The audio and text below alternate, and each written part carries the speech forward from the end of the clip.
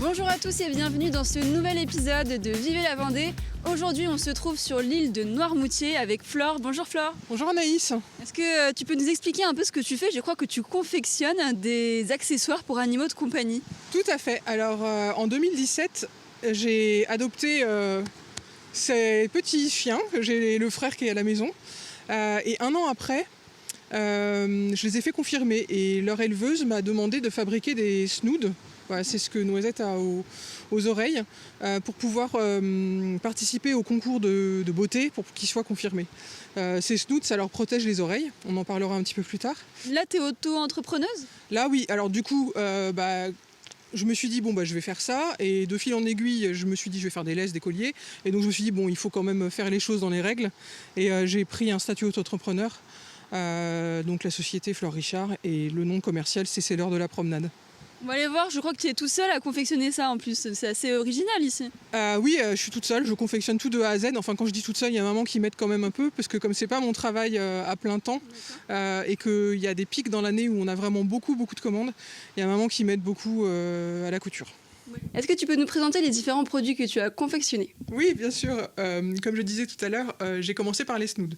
Donc les snoods, c'est à la base, on les a utilisés pour l'exposition canine pour mes chiens, pour pas que les oreilles refassent des nœuds ou prennent des saletés avant de passer sur le podium. Mais la fonction la plus importante, qui est destinée à tout public, même pour les chiens qui font pas d'expo, c'est de protéger les oreilles l'été. Des épillets, c'est des herbes qui ressemblent à des épis de blé, pardon. Les petites herbes s'accrochent aux oreilles, elles ont le pouvoir de voyager. Donc elles s'accrochent aux oreilles, elles remontent, elles rentrent dans l'oreille et peuvent aller percer le tympan et ensuite voyager n'importe où dans le corps avec des conséquences qui peuvent être dramatiques pour le chien. Donc en fait, le snood, c'est la seule barrière efficace. Il faut bien tondre l'intérieur des oreilles pour éviter que ça s'accroche au poil.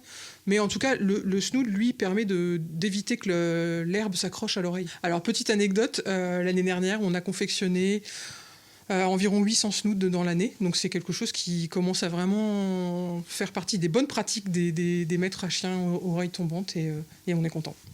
Est-ce que tu prépares aussi d'autres produits, des imperméables ou... Oui, alors du coup, de fil en aiguille, j'ai eu l'idée de faire des colliers, des laisses en tissu, des manteaux, donc des manteaux imperméables comme on a vu sur Noisette, ça c'est le format ciré, mais j'ai aussi des tissus doudounes avec des cols fourrés, avec des cols classiques, des cols montants, enfin c'est complètement personnalisable, donc les gens peuvent me commander vraiment quelque chose qu'ils imaginent, on imagine ensemble et moi je confectionne. Quasiment toutes les pièces que je vends sont des pièces uniques au niveau des manteaux ou des choses comme ça. Là, on se trouve dans ton salon qui est aussi ton atelier, c'est ça? C'est ça. N'ayant pas énormément de place, je fais comme je peux. Donc, je couche sur la table du salon, je range les affaires à droite à gauche. Mon armoire à tissu, qui est quand même assez volumineuse, est dans la chambre. Du coup, j'ai plus de place pour ranger mes affaires. C'est super. Mais voilà, je fais comme je peux. Et donc, la couture, c'est sur la table du salon. Quelles sont tes inspirations? Est-ce qu'il y a certaines entreprises qui t'ont donné envie de te lancer? Explique-nous. Alors, vraiment, non, le lancement, il s'est fait vis-à-vis de chiens de mon éleveuse et de mes chiens. Et puis, je me suis fait donc connaître au fur et à mesure, surtout par les réseaux sociaux. Et puis après, j'ai des clients qui m'ont dit « Ah bah tiens, est-ce que tu pourrais faire ça? Est-ce que tu pourrais faire ça ?» Alors moi, j'étudie tout ce qu'on me propose. Mais il faut garder à l'esprit que je fais des choses pratiques et j'ai pas envie de faire du ridicule. Je veux pas tomber dans le ridicule. Par exemple, une fois j'ai quelqu'un qui m'a demandé une robe de mariée parce que pour son mariage elle voulait mettre une robe à son chien. Ça clairement je ne ferai jamais. Les tartans, les tissus que je fais dessiner, c'est avec ce que j'aime, c'est-à-dire les forêts, la nature, tout ce qui est nature et qui rappelle un petit peu les chiens. J'ai deux groupes de clients en fait. J'ai des mamans dont les enfants sont partis du nid, ont quitté le nid et qui se retrouvent avec leurs chiens. Donc des personnes qui ont plus 40, 50 ans. Et après j'ai des jeunes, enfin des adultes qui n'ont pas encore d'enfants et pour qui le chien représente le bébé. Je dois avoir à peu près 80% de clients qui sont propriétaires de cocker en fait. Ensuite j'ai les cavaliers King Charles qui commence à bien prendre le pli des snoods. Et après, comme je fais beaucoup d'autres accessoires, type collier, pochette friandises, ou qu'est-ce que je fais, la pochette carnet de santé, la trousse de toilette et tout ça, ça peut toucher tous les chiens.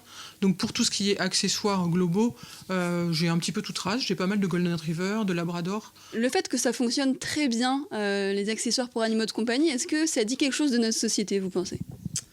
Alors je pense qu'aujourd'hui, oui, éventuellement, je vois qu'il y a beaucoup de personnes qui n'ont pas d'enfants encore dans mes clients et donc qui s'amusent avec leurs chiens, qui les gâtent comme si c'était des bébés.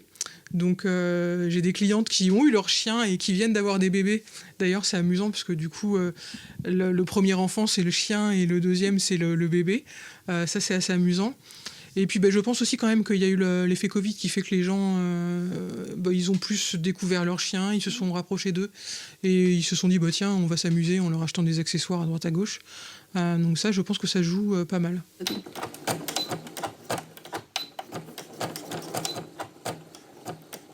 Là c'est précis parce qu'on coupe petit puisqu'on fait le point zigzag pour bien fermer l'élastique. Ouais. Alors, comment tu as été formée ? Est-ce que tu es totalement autodidacte, rien que pour utiliser cette machine ? Là, c'est technique. Alors oui, je suis complètement autodidacte, parce que même quand j'ai commencé C'est l'heure de la promenade, c'est maman qui faisait tous les snoods parce que j'avais jamais touché une machine à coudre de ma vie. Ça me faisait peur, en fait, j'avais peur de me piquer les doigts. Et puis un jour, on avait tellement de commandes qu'elle m'a dit qu'il fallait que je m'y mette. Donc je me suis assise derrière la machine et je me suis dit, allez, vas-y. Et alors, ça a mis du temps à être intégré ? Non, en fait, ça vient tout seul. Ça vient vraiment tout seul. Il y a des choses. Maintenant, il y a pas mal de tutos sur Internet pour se former, donc j'ai fait. Puis maman, elle avait pris des cours de couture avec une vraie couturière quand elle était jeune, donc elle avait quand même des bonnes connaissances. C'est comme le tricot, puisqu'on fait des pulls tricotés main. Et c'est elle qui m'a appris à tricoter quand j'étais petite. Et ça vous plaît quand même, parce que vu que c'est pas votre métier à la base et que vous vous êtes lancé dedans assez tard, dans la couture quelque part ? Et ça me détend. En fait, ça me détend énormément. Ça me permet de m'échapper de mon travail principal, puisque je suis directrice de projet informatique. Donc il y a beaucoup de stress. Et donc ça me permet de me détendre. Tout ce travail-là que tu as entrepris, est-ce que ça a porté ses fruits aujourd'hui ? Alors aujourd'hui, oui, j'ai environ 2000 clients réguliers. Je suis aussi présente sur les réseaux sociaux où j'ai à peu près de 7000 abonnés sur Instagram. J'ai une équipe de dog modèles. C'est des instapettes qui me représentent. J'ai une équipe de 6 instapettes un petit peu partout dans la France. Okay. Et en fait, ça m'aide beaucoup à me faire connaître et surtout à l'international puisque je livre en Australie, en Russie, aux États-Unis, un peu partout en Europe. Est-ce que tu en es fière là ? Ouais, je suis fière. C'est mon bébé et ouais, j'en suis fière. J'espère que ça va durer longtemps et qu'on va longtemps travailler pour ces petites boules de poils là et faire en sorte que c'est l'heure de la promenade vive longtemps.